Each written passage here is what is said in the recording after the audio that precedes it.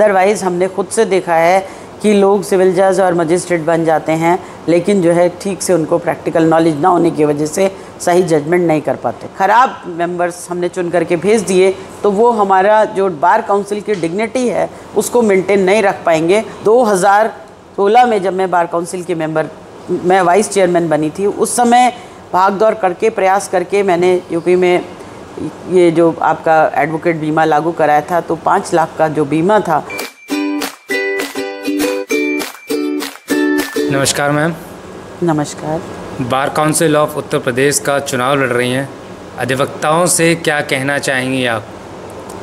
Uttar Pradesh bar council का चुनाव नज़दीक है, जहाँ तक उम्मीद है कि जनवरी में होने वाला है। तो मैं तो उत्तर प्रदेश के वकीलों से यही कहूँगी कि बहुत ही ध्यान से सोच समझ करके वोटिंग कीजिएगा, क्योंकि आपकी बार काउंसिल के जो मेंबर्स हैं वो किसी के द्वारा नॉमिनेट नहीं किए जाते हैं, आप अपने वोटों से चुन करके भेजते हैं। तो ये ज़रूर पता लगाएं कि जो भी प्रत्याशी हैं वो अपने अपने ज़िले में सीरियस प्रैक्टिशनर हैं या नहीं, और किस तरीके का उनका कार्यकलाप है, क्योंकि अगर आपने उनके बारे में जानकारी करके उनको वोट दिया तो निश्चित रूप से एक बेहतर बार काउंसिल चुन करके आएगी और आप लोगों के वेलफेयर के लिए वो काम करेगी। क्या कहना चाहेंगी मैम फेयर इलेक्शन को लेके? हो सकता है कि इलेक्शन फेयर ना हो, लोग जीतने के लिए कुछ ना कुछ ट्रम्प यूज़ कर सकते हैं, ट्रम्प कार्ड यूज़ कर सकते हैं। देखिए, ये जो एडवोकेट्स का चुनाव है, ये चुनाव पढ़े लिखे व्यक्तियों का चुनाव है। तो मैं उन प्रत्याशियों से पहले मैं अपने वोटर्स से कहना चाहती हूँ कि हमें इस बात को ध्यान में रख कर के वोट देना है कि साहब जो है हमारे लिए कौन बेहतर वेलफेयर स्कीम बनवाएगा, कौन हमारे सम्मान की लड़ाई को बेहतर लड़ेगा, कौन हमारे जो अगर हमारे पास कोई लीगल मैटर आता है उसमें हमें सहायता कर सकता है, कोई कंटेम्प्ट आ जाता है उसमें हमारी सहायता कर सकता है, या कोई लॉ कमीशन हमसे कोई राय मांगता है कि किस एक्ट में क्या संशोधन होना चाहिए, क्या वो उस एक्ट में राय देने के लिए योग्य है हमारा बार काउंसिल मेंबर। इस तरीके से अगर हम लोग थोड़ा सोच समझ करके वोट करें तो ज़्यादा बेहतर होगा, बजाय इसके कि छोटे मोटे हमने जो है गिफ्ट्स ले लिए या पैसा ले लिया या दावतें ले ली और उसके बाद में जो है ख़राब मेंबर्स हमने चुन करके भेज दिए, तो वो हमारा जो बार काउंसिल की डिग्निटी है उसको मेंटेन नहीं रख पाएंगे और बाद में फिर हमें पछताना पड़ेगा। मैम, आप पूर्व में भी जैसे चेयरमैन रह चुकी हैं, वाइस चेयरमैन रह चुकी हैं, तो इस बार क्या नए बेनिफिट्स देना चाहेंगे अधिवक्ताओं को?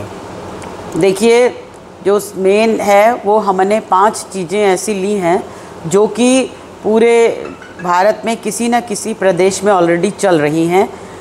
वैसे तो बहुत बड़ा एजेंडा बनाया जा सकता है, एडवोकेट्स की बहुत सारी प्रॉब्लम्स हैं, तो इसको बहुत सारे जो मैं प्रत्याशियों को देख रही हूँ वो 10 सूत्रीय 20 सूत्रीय भी बना रहे हैं, लेकिन मैंने केवल 5 सूत्रीय बनाया है और केवल उन चीज़ों को लिया है जो योजना भारत के किसी न किसी प्रदेश में ऑलरेडी चल रही है, जिससे कि अधिवक्ता मुझ पर भरोसा करें कि मैं उनके लिए ये योजनाएं यूपी में भी लागू करा सकूंगी।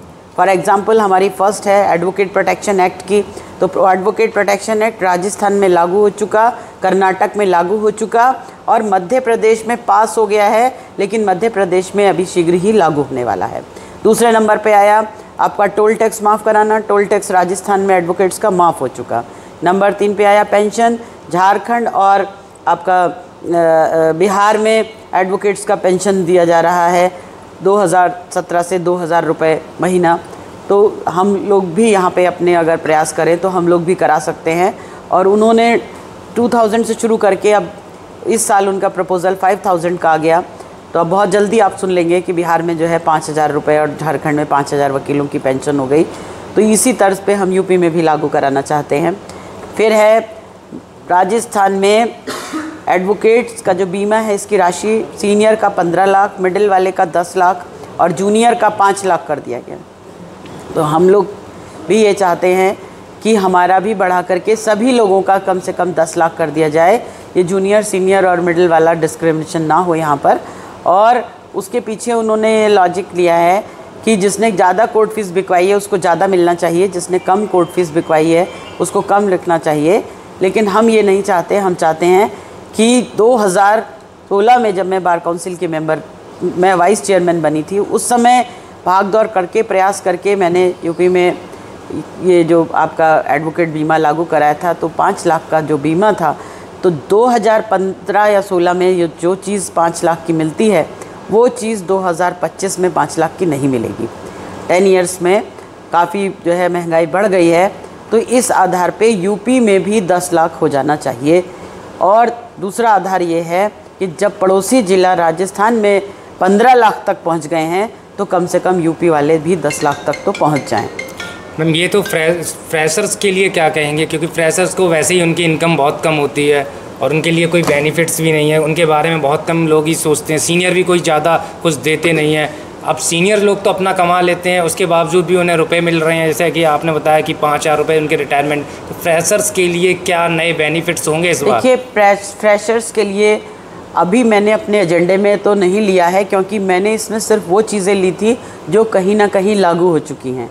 लेकिन इसके अलावा जब मुझे काम करने का मौका मिलेगा तो नई चीज़ें भी की जाएंगी जो भारत के किसी भी प्रदेश में लागू नहीं हैं, लेकिन हम उसे यूपी में लागू करने का सोचेंगे। जिस समय माननीय अखिलेश यादव जी की गवर्नमेंट थी, उस समय 1 करोड़ रुपया जो है वो उन्होंने एडवोकेट्स के स्टाइपेंड देने के लिए बार काउंसिल को दिया था। वो रुपया शायद आज तक बार काउंसिल में पड़ा होगा, केवल इसलिए उस पैसे का भुगतान नहीं हो पाया क्योंकि बार काउंसिल उसके लिए सही से फॉर्म नहीं बना पाई, सही से गाइडलाइंस नहीं बना पाई, सही से दिशा निर्देश पत्रिका नहीं बना पाई, वरना उसी ज़माने में जो है ये बढ़ गया होता पैसा। और जो उसके बाद जो नई बार काउंसिल आई या नई गवर्नमेंट आई, उन लोगों ने आगे इस योजना पर काम नहीं किया। अगर मुझे मौका मिला तो मैं उसी पैसे को रिवाइव कराने की कोशिश करूंगी, क्योंकि वो पैसा ऑलरेडी आया हुआ है, और जूनियर एडवोकेट्स को स्टाइपेंड दिलाने का पूरा प्रयास करूंगी। जैसे मैम, आपने हाल ही में सुना होगा कि सुप्रीम कोर्ट ने कहा है कि जो नए मजिस्ट्रेट्स आ रहे हैं वो लगभग 3 साल की प्रैक्टिस करके आएँ।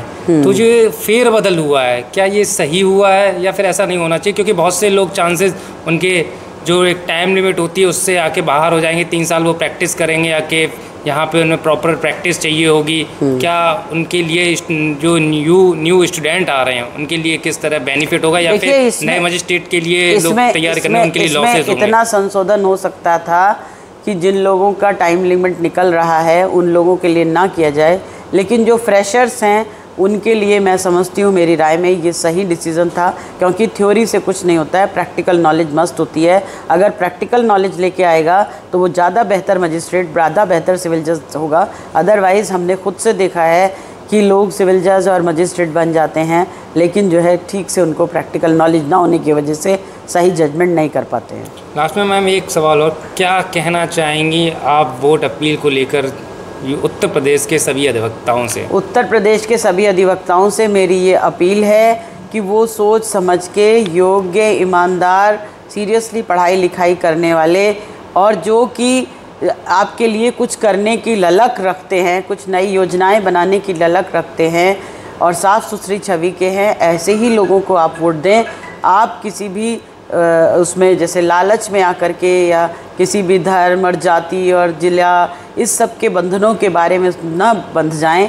आप ये देखें, पूरे यूपी में कहीं का भी कोई भी आदमी हो, अगर बार काउंसिल का प्रत्याशी है, वो चाहे आपसे 400 किलोमीटर दूर रहने वाला है, लेकिन यदि वो आदमी सही है, उसमें योग्यता है, तो उसको जो है वोट मिलना चाहिए।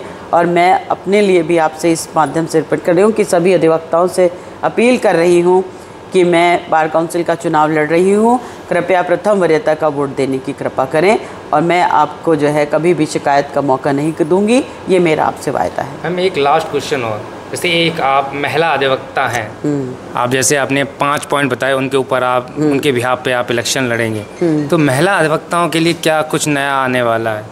देखिए, लेडी एडवोकेट्स के लिए जब मैं पहले भी बार काउंसिल की मेंबर रही 5 साल, तो उस समय मैंने बहुत प्रयास करके बहुत सारी बार एसोसिएशंस में लेडीज़ के टॉयलेट की व्यवस्था, लेडीज़ के रूम की व्यवस्था और लेडीज़ को जो भी कोई प्रॉब्लम आती थी उसके लिए अलग से जो है हेल्प करने का प्रयास किया था। और अब की बार अगर मान लीजिए होता है तो मेरा उसमें ये भी रहेगा कि जो बार एसोसिएशंस के जो मॉडल बायलॉज जो हमारे बने हैं बार काउंसिल वाले, तो उसमें हम लोग जो है कम से कम एक पद जो है जॉइंट सेक्रेटरी वाला और जो कार्यकारिणी सदस्य वाला पद है, 2 होते हैं, एक सीनियर एग्जीक्यूटिव मेंबर और एक जूनियर एग्जीक्यूटिव मेंबर, तो उसमें जो है 2-2 पद और जो जॉइंट सेक्रेटरी में एक पद जो है वो सुरक्षित कराने का प्रयास करूँगी लेडी एडवोकेट्स के लिए। Thank you ma'am. Okay, thank you, नमस्कार।